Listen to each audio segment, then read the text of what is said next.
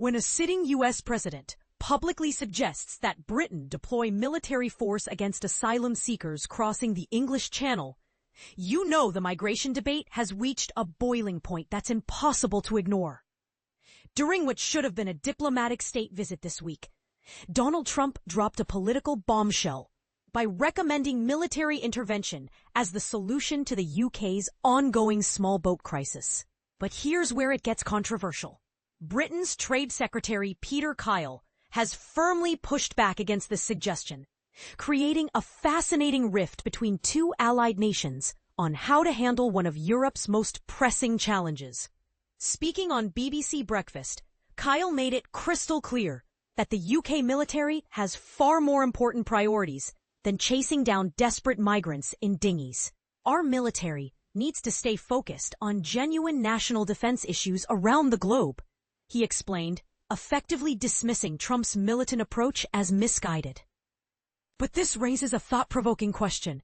Is the UK's current strategy actually working, or are they being too soft, while people continue to risk their lives crossing one of the world's busiest shipping lanes?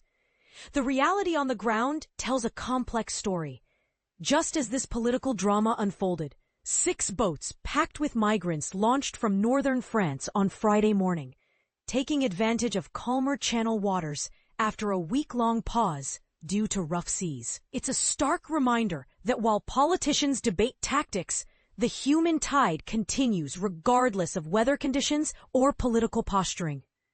Kyle defended Britain's current approach, emphasizing that the UK border force, not soldiers, bears the specific responsibility for protecting the nation's maritime boundaries. He acknowledged that the Royal Navy maintains a collaborative working partnership with border force operations and can provide backup support when circumstances demand it, but stressed this is vastly different from Trump's vision of military-led enforcement.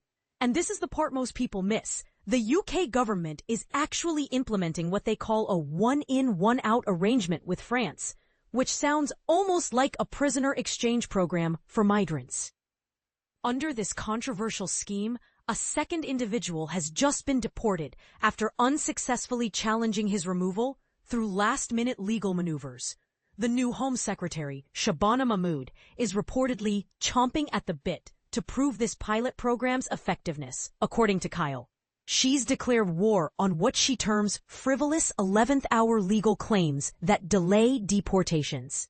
But here's what's really striking. Around 100 men currently held in immigration detention facilities near Heathrow could soon find themselves on flights back to France, whether they like it or not. Trump's comments at the Chequers press conference, alongside Prime Minister Sir Keir Starmer, were particularly pointed. He argued that illegal migration destroys countries from within and insisted that military force provides superior deterrence compared to Labour's preference for diplomatic negotiations and judicial reforms. I would stop it, and it doesn't matter if you call out the military. It doesn't matter what means you use, Trump declared with characteristic bluntness. But Kyle's response reveals the fundamental philosophical divide between the two approaches. While Trump advocates for overwhelming force, the UK government is betting on systematic efficiency, hoping that swift, predictable deportations will eventually discourage people from attempting the dangerous channel crossing in the first place. The numbers paint an interesting picture of this strategy's current effectiveness. Since the one-in, one-out scheme launched in early August, more than 5,500 migrants have still managed to reach British shores. That's roughly 70 people per day successfully completing a journey that the government desperately wants to stop. Kyle outlined the government's ambitious ultimate goal. Our target is ensuring that everyone who arrives on our shores without legal permission gets removed from the country. He envisions a deportation system so rapid and efficient that it becomes a powerful deterrent, discouraging people from making the journey altogether. The Home Office has promised additional deportation flights extending into next week, while simultaneously launching a legal appeal designed to reduce the time migrants have to gather evidence challenging their removal. It's essentially a race against time. Can the government deport people faster than lawyers can file paperwork to stop them? Currently, several hundred more people are reportedly en route to Dover in small boats, suggesting that news of increased deportations hasn't yet created the deterrent effect the government hopes for. The smuggling networks appear to be capitalizing on any break in the channel's notoriously unpredictable weather patterns. This entire situation raises uncomfortable questions about the intersection of humanitarian concerns, national sovereignty, and international diplomacy.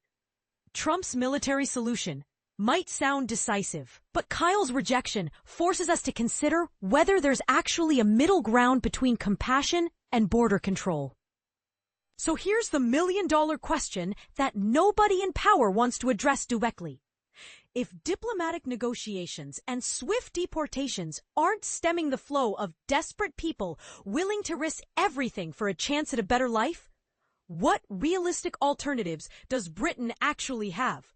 And more controversially, does Trump's blunt assessment about military intervention reveal an uncomfortable truth that politicians are too diplomatic to admit publicly? What do you think? Is the UK government's measured approach the right balance between humanity and border security? Or does Trump have a point about needing more decisive action? Should Britain be doing more to address the root causes driving people to make these dangerous journeys in the first place? Or is that simply not their responsibility?